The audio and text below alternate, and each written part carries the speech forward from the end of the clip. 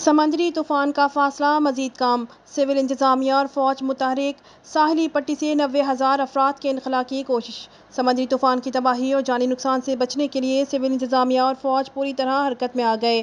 طوفان کے پیش نظر ٹھٹہ، بدین اور سجاول سمیت ساحلی پٹی سے انخلاء تیز کر دیا گیا۔ طوفان کی آمد سے قبل 90,000 افراد کا انخلاء مکمل کرنے کا ٹارگٹ ہے، جس کے باعث کیٹی بندر شہر خالی کرایا جا رہا ہے، جبکہ بدین اور سجاول سے بھی متاثرین کی ریلیف کیمپوں میں منتقلی کی جا رہی ہے۔ کراچی، کینٹ، بدین اور حیدرآباد سے پاک فوج کے دستے امدادی کارروائیوں میں حصہ لینے ساحلی علاقوں میں بھیجے گئے ہیں، جبکہ میرین سیکیورٹی رینجرز اور منتخب نمائندے ساحلی پٹیوں سے لوگوں کو محفوظ مقامات پر منتقل کرانے میں مصروف ہیں۔ این ڈی ایم اے نے بپرجوائے طوفان کا کراچی اور ٹھٹہ سے فاصلہ مزید کم ہو گیا ہے۔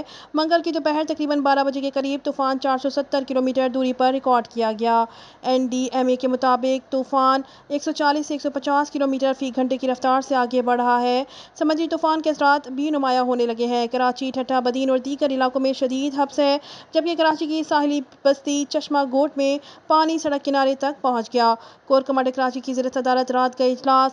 دوسری جانب کور کمانڈر کراچی نے سمندری طوفان سے متعلق اقدامات پر رات گئے بدین میں ہنگامی اجلاس بلایا، جس میں ڈی جی رینجر سندھ اور جی ای سی او حیدرآباد سمیت فوجی اور سول اداروں کے ذمہ داران نے شرکت کی۔ اجلاس میں کور کمانڈر کراچی کو بریفنگ دی گئی۔ کور کمانڈر کراچی نے بروقت تیاریوں پر اطمینان کا اظہار کرتے ہوئے کہا کہ کسی بھی صورت میں عوام کو اکیلا نہیں چھوڑیں گے۔ کور کمانڈر کراچی کی ہدایت پر ممکنہ خطرے سے نمٹنے کے لیے تمام وسائل بروئے کار لائے جائیں گے۔